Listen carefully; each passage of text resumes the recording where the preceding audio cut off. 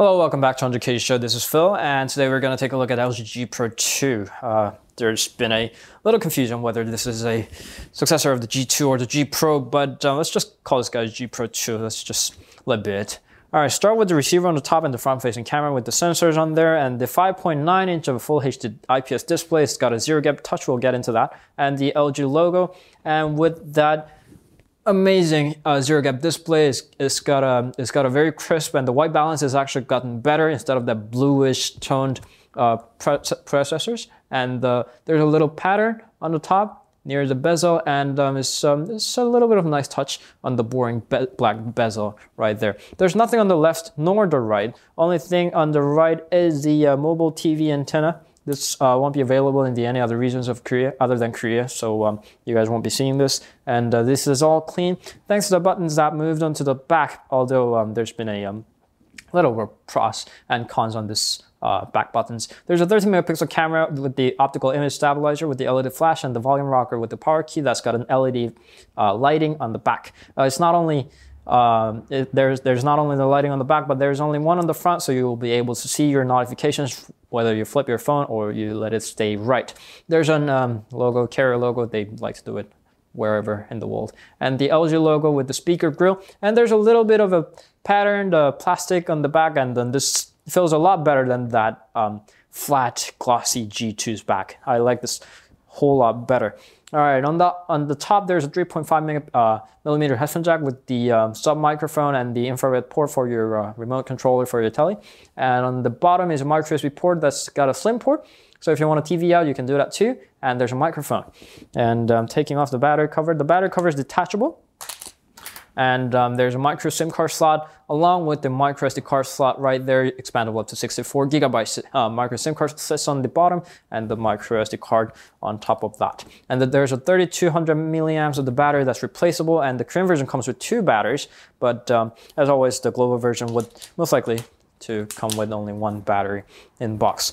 All right, you guys must be familiar with the knock-on of the G2, and G2 Pro comes with knock code. So what you can do is you can set up a pattern of the touches within the area like this, and you enter the exact sequence of the knock that you entered, and it's going to unlock your phone. And you can do it at whichever area of the phone. You can do it small or you can do it big. As long as you enter the sequence right, it's going to unlock your phone. There's a little bit of lag on the unlocking process, but I think that's acceptable. The user interface itself is pretty much the same. The launcher, the LG launcher, Optimus launcher, whatever they want to call it, is exactly the same.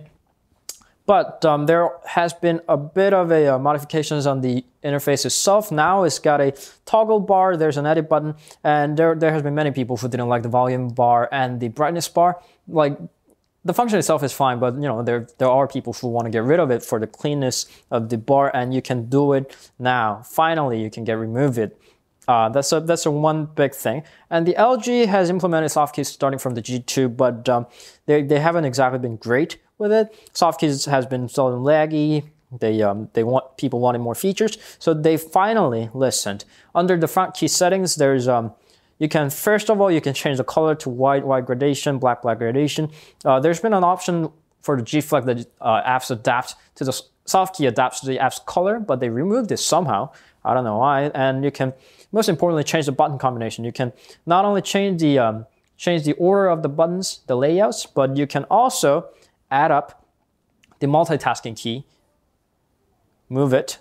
You can add up to 5 different keys on your soft key. That's a good thing. I actually wanted to get rid of the menu key for good, but it doesn't work that way. But having multitasking key itself is a huge improvement over the soft keys. But the G Flex actually had the option to auto-hide the soft key on certain apps, and function to kind of like squeeze soft keys into the either left or right for better operation on your one-handed operation, but they somehow removed it. I don't know why they keep removing on the functions they already had in the predecessors, but they did anyway. But there's one function that they did add, is to shrink your screen so you can manage your interface more easily when you're having with your one hand, which we've already seen on the Samsung Galaxy Note 3 like this. And it's almost identical And I pretty much believe that the start of this was a Chinese manufacturer, and like they started copying it at all. So I don't think there's any point of calling someone a copycat or whatnot. Since I'm not a big fan of the LG Israel interface, I'm just gonna switch to Nova Launcher, my favorite all the time. All right, the spec-wise, it's one of the top-notch smartphone in the market. It's got a Snapdragon 800 with the 2.27 gigahertz of quad core. That's Adreno 330 with the 3 gigabytes of RAM and the full HD resolution, of course. And the processor itself is pretty amazing. There's new ones coming, but still, this is one of the top-notch processors. And as we do see on the benchmarks, it ranks about the 28,000. That's closer to the 29,000. So that's really good. I actually have this guy running on the Arch runtime, and it's amazing. And it's actually really good on the Dalvik as well, so it doesn't really matter if you don't want to use Arch due to its incompatibility and so whatnot. And it's running Android 4.4.2 KitKat, so it's latest operating system in the market, and they're doing really good. If they finally decide to like distribute the latest updates to their predecessor, that would be really great. One of the things that LG has been really marketing really hard was the speaker. The speaker on the back, 1 watt speaker, LG claimed that it's one of the best in the market, but I'm not really sure about that part, because I tried playing music, and the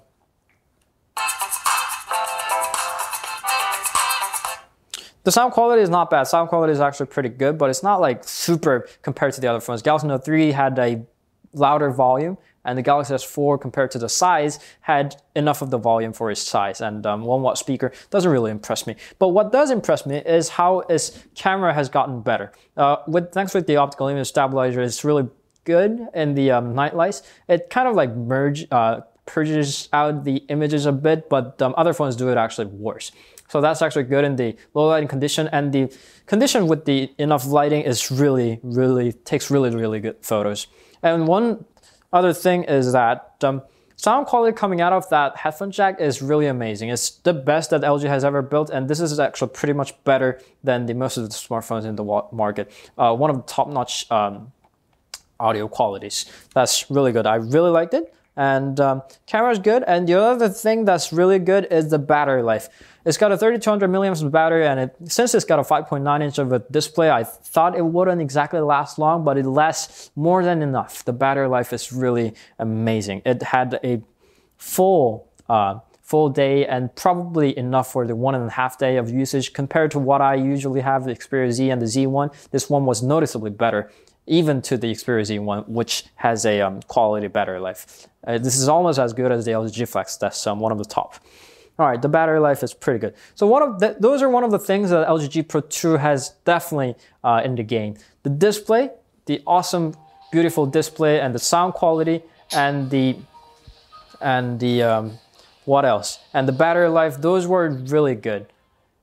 Aside of these things, there are some cons that this guy has.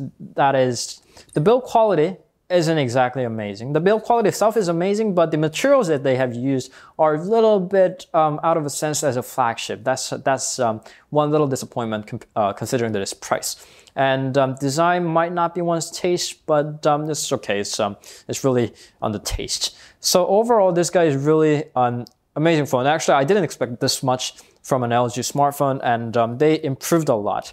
As long as they continually bring on updates, because LG is really terrible with the updates. They continuously claim that they're going to update, but they haven't been updating the G Pro for past 6 months. So if they distribute the KitKat update and they give the minor updates, bug fixes, and everything as they promised, this will definitely last your 2-year contract, and this is worth your money probably.